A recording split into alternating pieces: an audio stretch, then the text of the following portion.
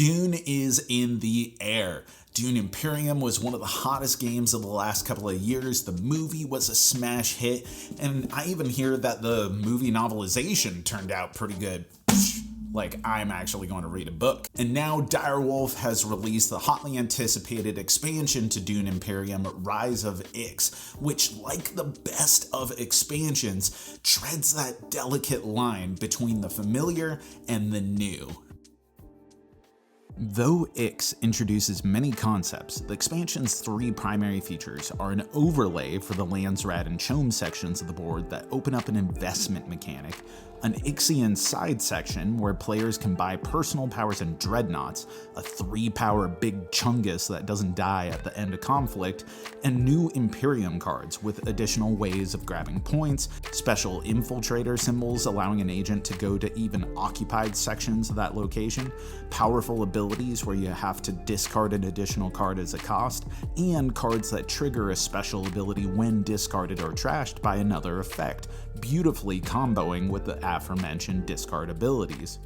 While the new cards feel mostly supplemental in nature, it's the overlays that really change up the whole economy of the game. Whenever you take a Chome action, either on the board or from cards, including some Imperium, character, and intrigue cards from this very expansion, you either go up one rung on the shipping lane or cash out, getting the benefits of the spot you were at and everything below. Like putting money in your deferred compensation plan, A, it's a really good idea, and B, if you were here, my dad would be constantly reminding you to do it. But it really changes up the decision matrix of the whole game. Sure, it's a good way of getting spice, troops, access to the new Ixian powers at a discount, or some space bucks, but it takes at minimum 2 activations to get anything out of it. And once you're in it, you feel fully committed, like you need to squeeze the most out of it before you pull back, taking a full 4 activations in total. Which is cool, that's tension, that's what makes board games great, but just as important as what it adds is what it removes. In classic Imperium, almost always players would go through the loop of grab X spice, sell at Chome for Y buckaroos, then buy their Swordmaster. The old sell spice option is now covered by the overlay, and while Chome can still get you cash, it's not quite as efficient, which suddenly makes the Emperor spots much more valuable, especially compared to their relatively weak standing in the base game. This in turn makes the Swordmaster feel much more costly, like you really have to lean into it if you want to obtain one, especially earlier on in the game, which ultimately results in more divergent strategies, something that I most wanted out of an expansion for this game. The new powers and dreadnoughts also encourage divergent strategies. The dreadnoughts are big beefy boys that take some investment to get but take some of the risk out of combat. Assigned just like any other cube, if you lose the conflict, they just retreat to your garrison. But if you win combat, your assigned dreadnoughts end up on the board in one of the 3 control spots for a round, temporarily giving you all the privileges of control even if someone else's flag is there, though losing the dreadnought as an assignable unit for that round.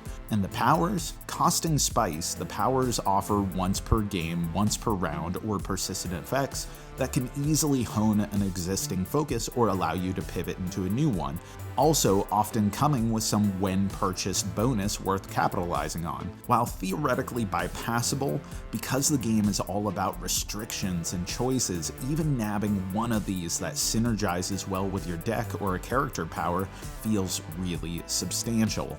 Add to this a host of new interesting character powers, intrigue cards, conflict cards, and a new starting card that can be swapped into your deck for playing an accelerated start epic game mode, which plays to 12 points, but is immediately more aggressive and very cool. Rise of Ix does the thing. It pulls the levers, flips the switches, turns the knobs in order to up the variety and enforce strategic diversity in the game, both of which are key ingredients in a delicious board game stew.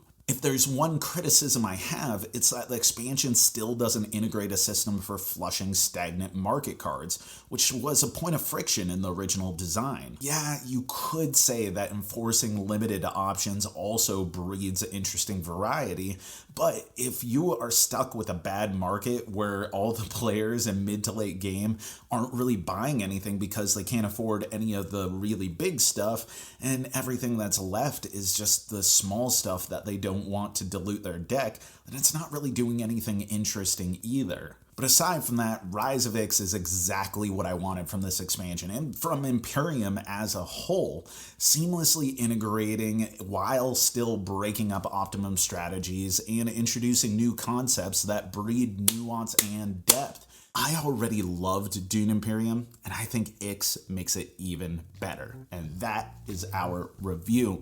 All right, everyone, let us know. What do you think? What do you think of this expansion? And is Dune Imperium still the hotness in your household? Do you have another favorite hybrid game that takes two archetypical game mechanics that are game designs in and of themselves, genres in and of themselves, and mashes them together in the way that this does? And what would you like to see us cover in the future? As always, thank you for your support. Thank you for your love.